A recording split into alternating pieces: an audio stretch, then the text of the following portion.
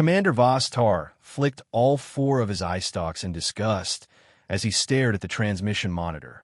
97 miserable cycles of broadcasting the same desperate plea into the void and not a single response.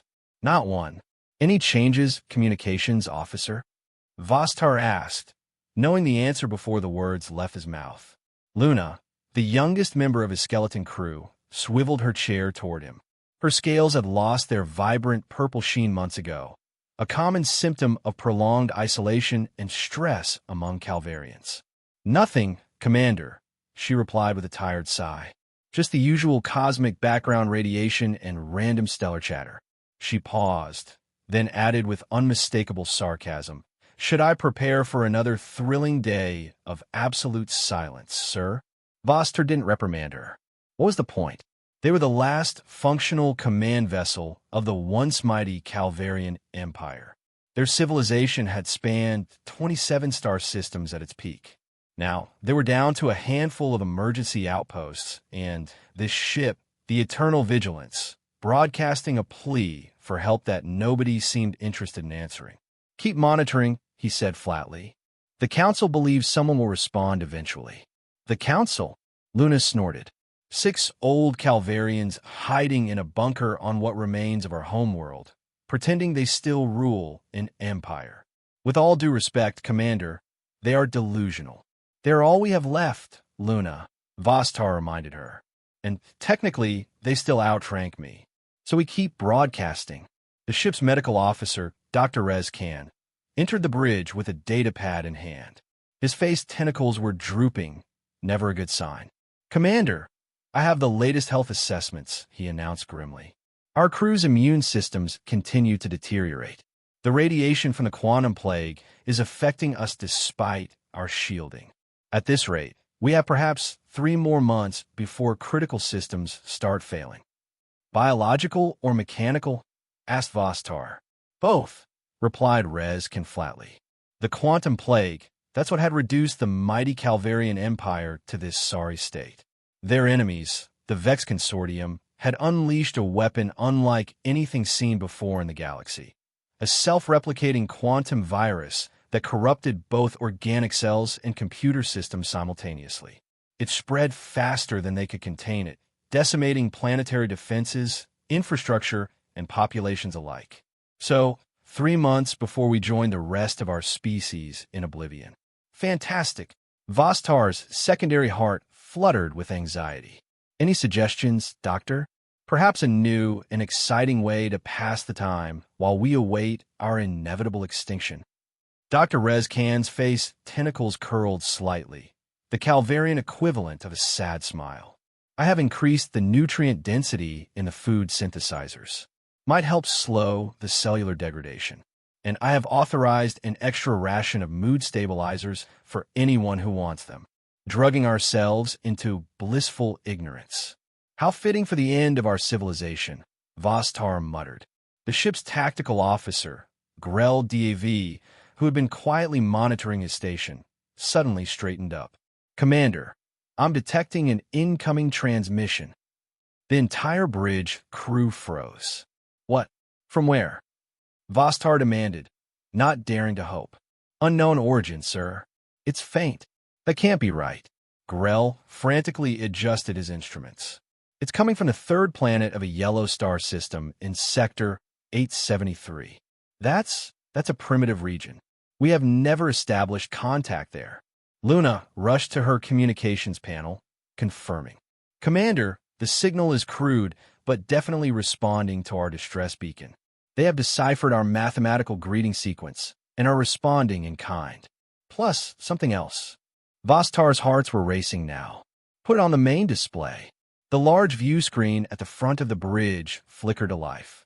At first, there was just static, then a series of mathematical equations appeared, basic but correct responses to the universal greeting they had embedded in their distress call.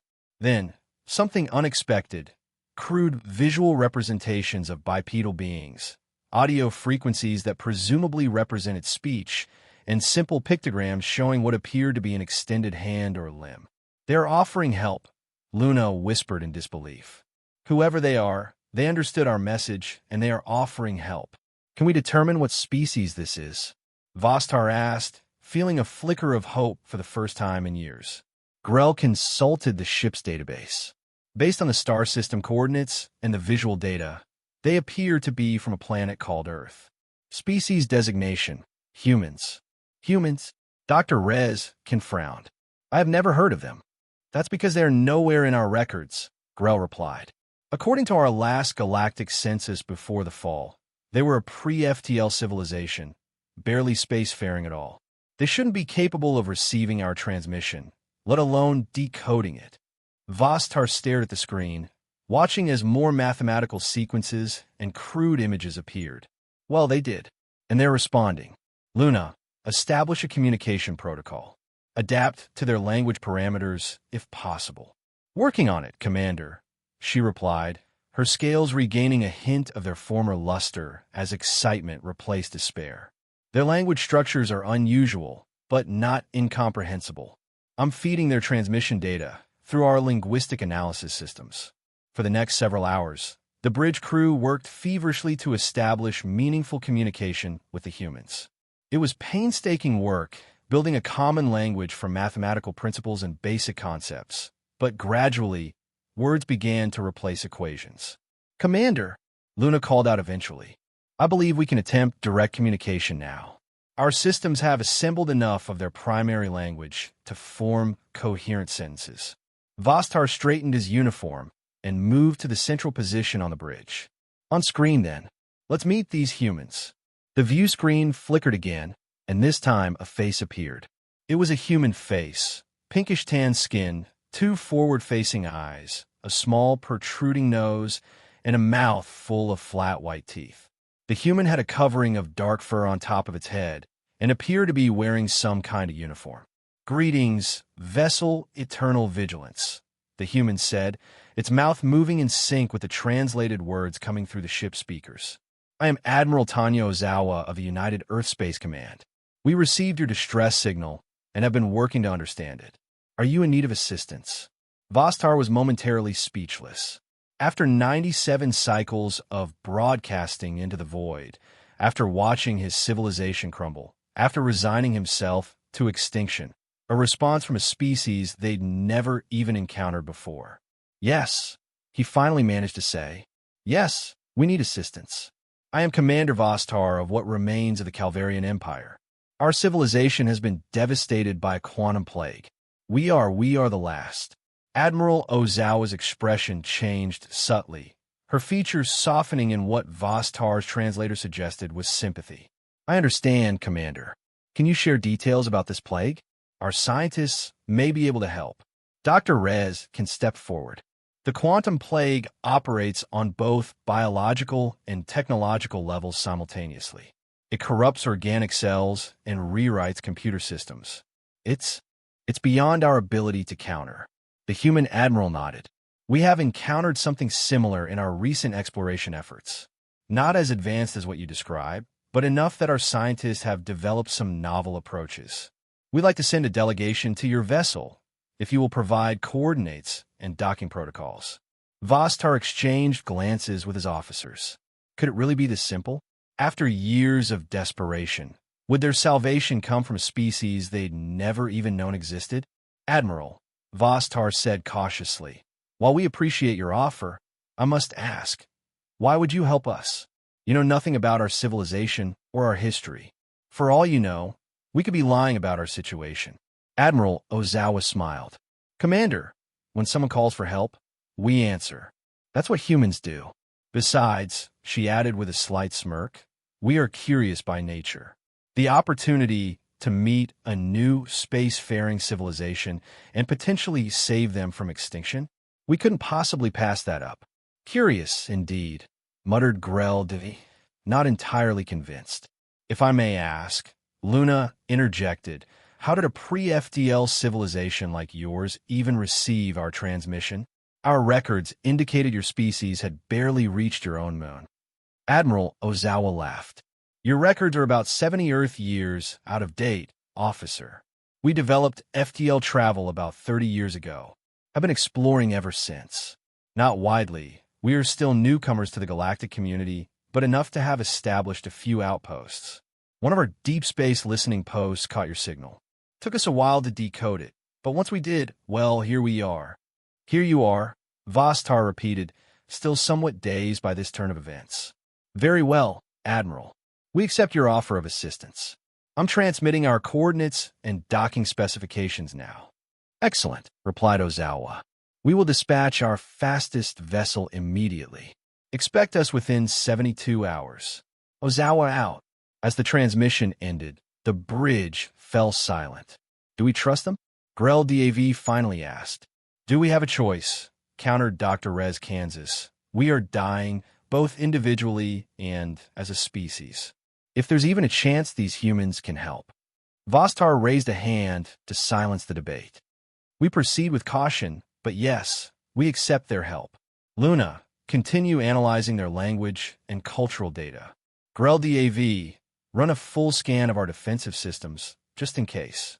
Dr. Rez can prepare medical protocols for potential biological incompatibilities. As his crew dispersed to their duties, Vostar remained, staring at the now blank view screen.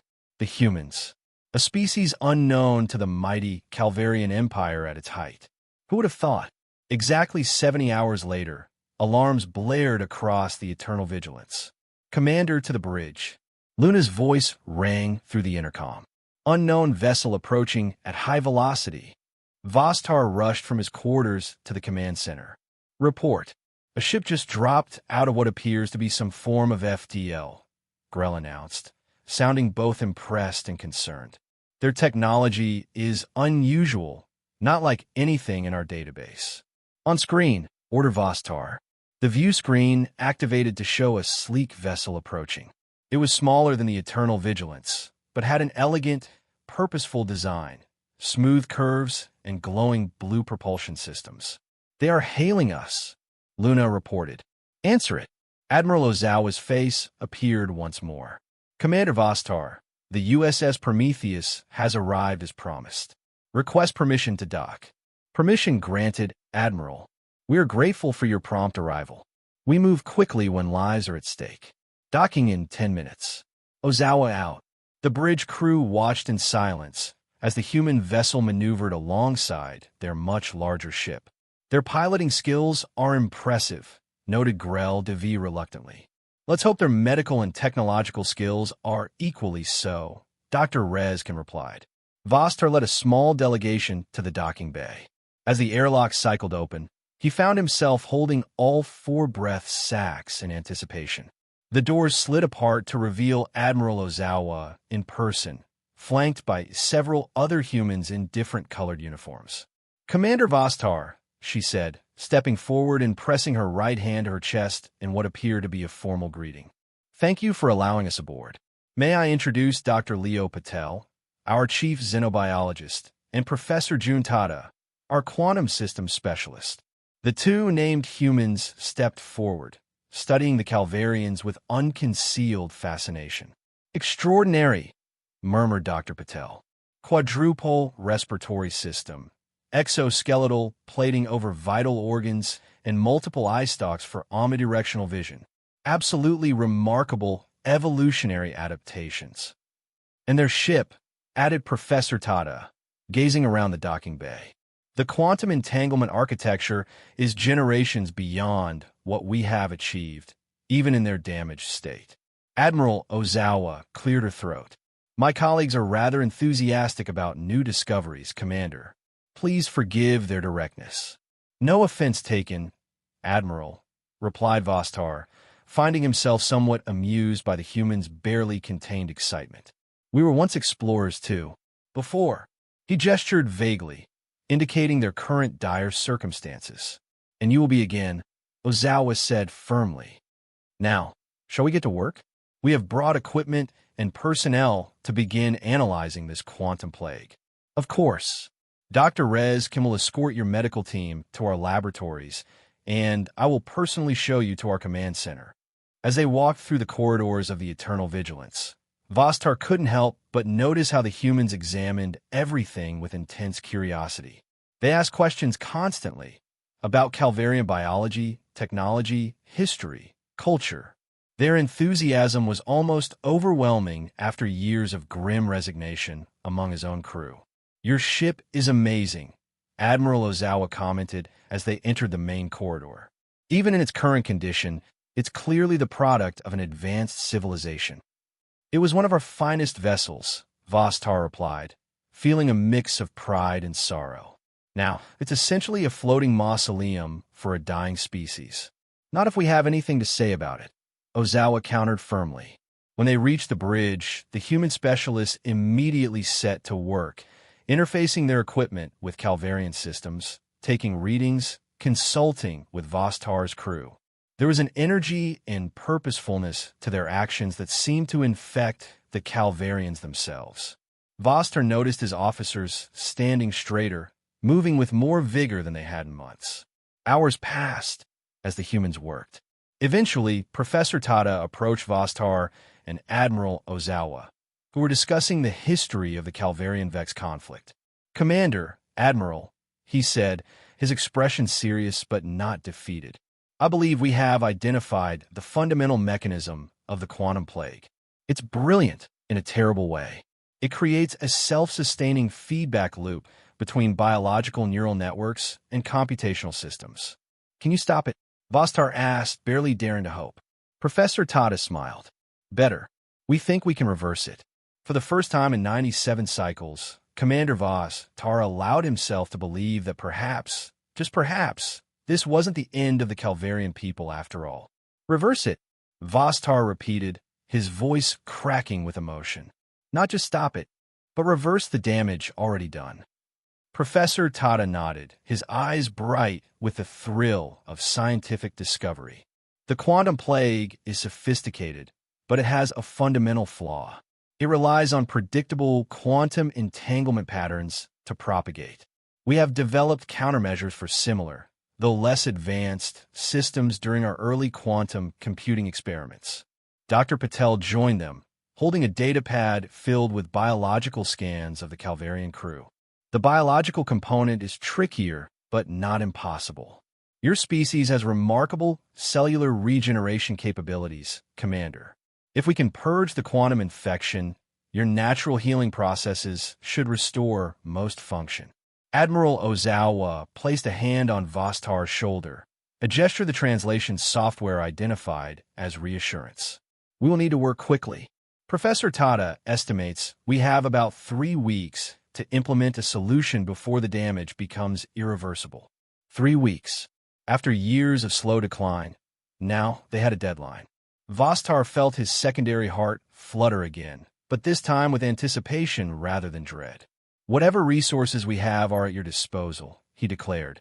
"Luna, Grell DAV, assemble the entire crew. Everyone assists the human specialists." The next few days passed in a blur of activity. The humans brought additional personnel and equipment from their ship, transforming the Eternal Vigilance's main laboratory into a hub of frantic research and development. Vostar observed with growing admiration how the humans worked. They operated with a curious mixture of strict methodology and wild intuition, testing hypotheses systematically one moment, then making creative leaps the next. They argued passionately about approaches, sometimes loudly, then laughed about it minutes later. They worked until exhaustion, took brief rests, then returned with renewed vigor. "Do all humans work like this?" Vostar asked Admiral Ozawa as they watched a team headed by Professor Tada testing a prototype quantum disruptor. She smiled. "Pretty much. We are stubborn that way. Tell us something's impossible, and we take it as a personal challenge. A useful trait for a spacefaring species," Vostar commented. "It got us to the stars decades before anyone." "Possible," she replied with unmistakable pride. "Our scientists said FDL travel would take another century to develop, but a team of engineers in a garage proved them wrong in 10 years. Grell DAV, who had been working closely with the human tactical specialists, approached them with a rare expression of excitement on his face. "Commander, Admiral, we have detected something, a signal from Outpost Zeta 9. Vostar's eye stalks straightened in shock. "That's impossible. Zeta-9 went dark over 30 cycles ago. Nevertheless, they are broadcasting on an emergency frequency, Grell insisted. It's weak, but it's there. Admiral Ozawa turned to Vostar. One of your colonies is still active? Outpost Zeta-9 isn't a colony, Vostar explained, hope creeping into his voice. It's a deep space research facility. If they have survived all this time, then others might have as well. Ozawa finished his thought. Commander, with your permission, I'd like to dispatch the Prometheus to investigate. Granted, Vostar replied immediately. But I'd like to send Grell DAV with your team. He's familiar with Zeta-9's protocols. Ozawa nodded. Of course. As preparations were made for the Prometheus to depart, Dr. Patel approached with Dr. Rez Kansas. The human doctor's expression was serious, but not grim. Commander, we have completed our analysis of the biological component of the plague, Dr. Patel announced. The good news is we have developed a countermeasure that should neutralize the pathogen in your systems. The bad news? Vostar asked, having learned that humans often presented information this way. It's going to hurt, Dr. Rez stated bluntly. The treatment triggers an aggressive immune response to purge infected cells. The process is unpleasant. How unpleasant? Vostar inquired. Dr. Patel winced. Imagine your worst hangover multiplied by food poisoning, with a side of what humans call the flu, all at once. And for how long? Approximately 36 hours. But afterward, you will begin to recover. Vostar considered this. And the alternative is extinction. Not much of a choice. Prepare the treatment for the entire crew. There's more, Dr. Rezkin added. The treatment must be administered simultaneously with the technological countermeasure Professor Tada is developing. The quantum plague links biological and technological systems. We must break both connections at once. How long until the professor's countermeasure is ready? He estimates 5 days, Dr. Patel replied. We are synthesizing the biological treatment now. It will be ready on schedule. 5 days, Vostar repeated. After 97 cycles of slow death, they had 5 days to prepare for their potential salvation. Coordinate with Professor Tada. I want everything ready the moment his technology is operational. The race against time. The next 5 days were a strange mixture of frantic preparation and tense waiting. The human specialists worked around the clock, occasionally pausing only when ordered to rest by Admiral Ozawa. The Calvarian crew, energized by hope for the first time in years, threw themselves into the preparations with newfound vigor. On the 4th day, the Prometheus returned with astonishing news. Outpost Zeta-9 is intact, Grell reported, his voice vibrating with excitement. They have been in stasis lockdown. The entire research team. When the plague hit, their AI enacted emergency protocols and placed everyone in suspended animation while sealing the facility behind quantum-isolated barriers. How many survivors? Vostar demanded. 87 Calvarians, all in stable condition. And Commander, they're not the only ones. They have been monitoring subspace frequencies. There are at least 3 other outposts that appear to have survived. Luna, who had been monitoring communications, looked up from her console with tears in her eyes. We are not the last, Commander. We are not the last. The mood aboard the Eternal Vigilance transformed overnight, from determined hope to jubilant optimism.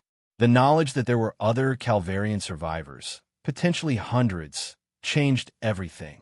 They weren't just fighting for their own lives anymore, but for the future of their species. On the 5th day, Professor Tada called a meeting on the bridge.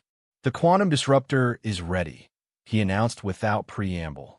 It will generate a cascading field that will break the entanglement pattern sustaining the plague.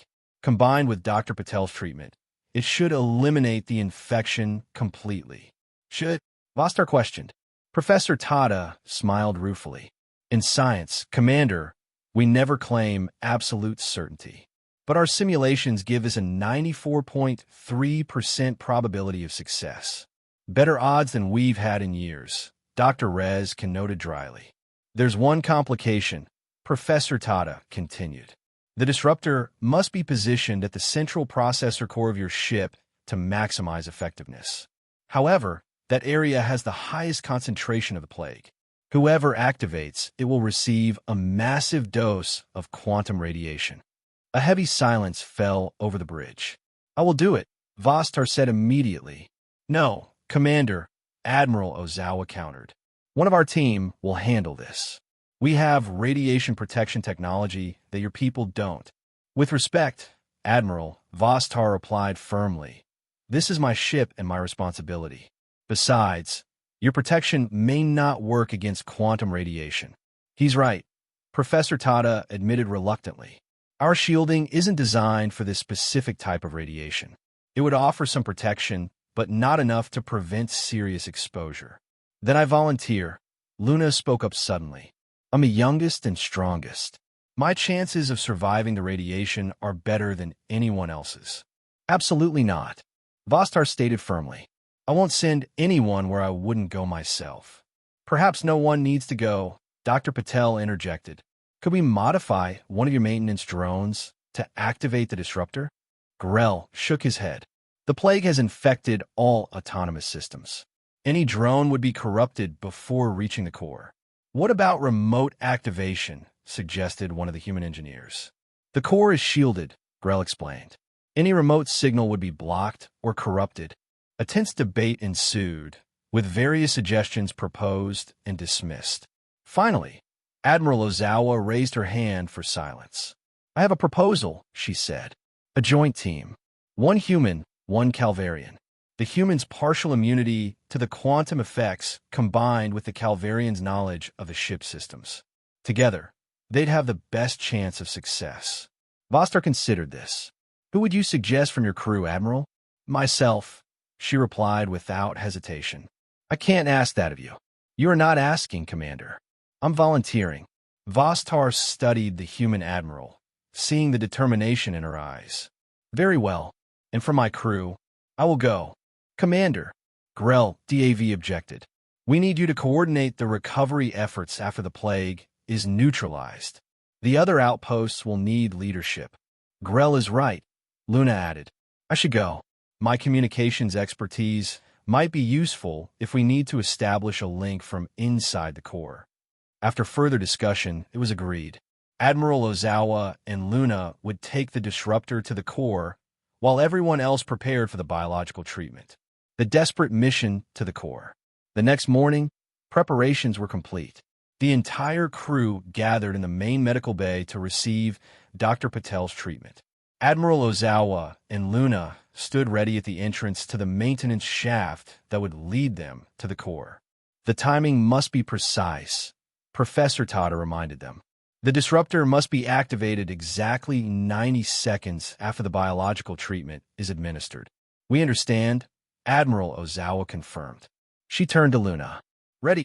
The young Calvarian scales had regained their vibrant purple color. Ready, Admiral. Dr. Patel raised his hand. Administering treatment in 3, 2, 1. A series of medical devices activated simultaneously, delivering the treatment to the assembled Calvarians. Almost immediately, they began to show signs of discomfort, trembling limbs, fluctuating breathing patterns, discoloration of scales. 90 seconds and counting, Professor Tada announced as Admiral Ozawa and Luna disappeared into the maintenance shaft. The journey to the core was harrowing. The normally well-lit maintenance tunnels were dim and ominous, with visible distortions in the air where the quantum plague was most concentrated.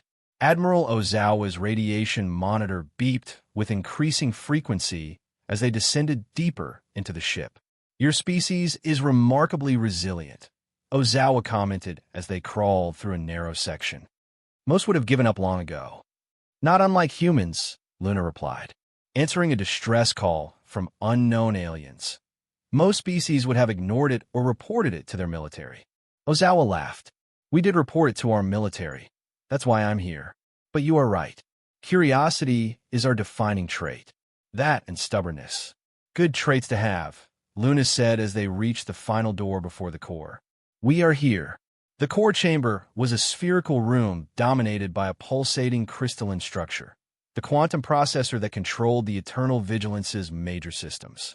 The air shimmered with distortion, and both their radiation monitors were now emitting continuous warnings. 30 seconds, Luna announced, checking the chronometer Professor Tada had synchronized. They approached the central console. Admiral Ozawa removed the quantum disruptor from its protective case, a small device that seemed too insignificant to save an entire civilization. 15 seconds, Luna reported, her voice now showing strain as the radiation affected her system. Ozawa didn't look much better.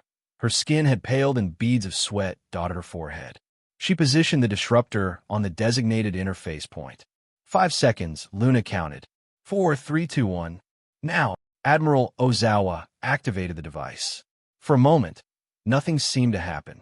Then, a pulse of blue-white energy erupted from the disruptor, spreading outward in concentric waves. The distortion in the air intensified briefly, then began to dissipate. "It's working," Luna whispered, checking her scanner. "The quantum signatures are destabilizing." A second pulse emanated from the device, stronger than the first. The crystalline processor flickered, its pulsations becoming erratic. "We need to get out of here," Ozawa urged, already moving toward the exit. "The radiation levels are still climbing." They made it halfway to the door when the third and strongest pulse erupted. The shockwave knocked them both off their feet. Luna hit her head against a conduit, losing consciousness immediately. Ozawa, dazed but still awake, crawled to the Calvarian's side. "Luna, can you hear me?" No response. With a grunt of effort, Ozawa hoisted the Calvarian's unconscious form over her shoulder and staggered toward the exit, fighting against waves of nausea and dizziness as the radiation affected her human physiology. Survival and recovery.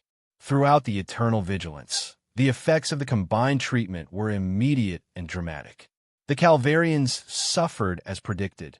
Violent illness swept through the crew as their bodies fought to purge the plague. But within hours, ship systems began to stabilize. Corrupted code rewrote itself, damaged circuitry repaired, and the omnipresent sense of decay that had permeated the vessel for years began to recede. In the medical bay, Dr. Rez can monitor the crew's vital signs with growing optimism. "It's working," he reported to Vostar, who was fighting through his own illness. "Cell degradation has stopped in all subjects. Regeneration has begun in 62% already." "Admiral Ozawa and Luna?" Vostar asked weakly. Dr. Rez, Khan's expression faltered. "No word yet. The radiation interference is blocking communications." For 12 agonizing hours, the ship underwent its transformation. Systems came back online, lights returned to full brightness, and the perpetual alarms that had become background noise finally fell silent. The Calvarians, though still ill, began to show clear signs of recovery. Then, a shout from the communication station. "Contact! I have contact with Maintenance Shaft 7. All eyes turned to the main view screen as a visual link established. There was Admiral Ozawa, looking haggard and weak, but very much alive. In her arms was Luna, unconscious but breathing. "Mission accomplished," Ozawa reported hoarsely. "Disruptor functioned as designed. Luna's injured, head trauma, and severe radiation exposure. I'm not feeling too great myself. Could use some help getting back." A medical team was dispatched immediately. Within an hour, both Admiral Ozawa and Luna were in the medical bay, receiving treatment for radiation exposure and other injuries. "You took an enormous risk," Vostar told Ozawa when he was well enough to visit her. "Your radiation exposure was nearly fatal." The human admiral, lying in a bed adapted for her physiology, managed a weak smile. "Worth it. Your ship's systems report the plague is 97% neutralized and continuing to decline. You're going to make it, Commander." "Thanks to you," Vostar acknowledged. "Your people answered a call from complete strangers and risked your lives to save us. How can we ever repay such a debt?" "By remembering," Ozawa replied simply. "Remember that when the galaxy fell silent, humanity answered. And someday, when you hear another call for help, pass it on." A new alliance among the stars. 3 weeks later, The Eternal Vigilance prepared to depart for Outpost Zeta 9, where the surviving Calvarians would begin the long process of rebuilding their civilization. The human vessel Prometheus would escort them, continuing to provide medical and technical support. On the bridge, now fully operational and humming with renewed energy, Vostar stood before a formal delegation of humans. On behalf of the Calvarian people, he declared formally, "I extend our eternal gratitude. From this day forward, humanity will be recorded in our history as our greatest allies, the species that answered when no one else would." Admiral Ozawa, now recovered though still showing signs of her ordeal, stepped forward. "And on behalf of Earth, we look forward to a long and prosperous friendship with the Calvarian people. This is just the beginning of our journey together among the stars." Luna, her head still bandaged but standing proudly at her communication station, suddenly spoke up. "Commander, incoming transmission from Earth Command." On screen, Vostar ordered. The face of an older human appeared, identified by the display as Fleet Admiral Howard Garcia. "Admiral Ozawa," he began, "congratulations on the successful mission. The Diplomatic Corps is preparing a formal alliance proposal for the Calvarian leadership." He turned his attention to Vostar. "Commander, on behalf of Earth, I wish to extend an invitation. We would be honored if representatives of your people would visit our world as soon as your immediate crisis is resolved." "The honor would be ours, Admiral Garcia," Vostar replied. After the transmission ended, Vostar turned to Admiral Ozawa. "Your superiors seem eager to establish formal relations." Ozawa smiled. "Like I said, Commander, curiosity is our defining trait. That, and we're always looking for friends. The galaxy can be a lonely place." "Not anymore," Vostar replied, extending all four of his arms in the traditional Calvarian gesture of kinship. "Not anymore."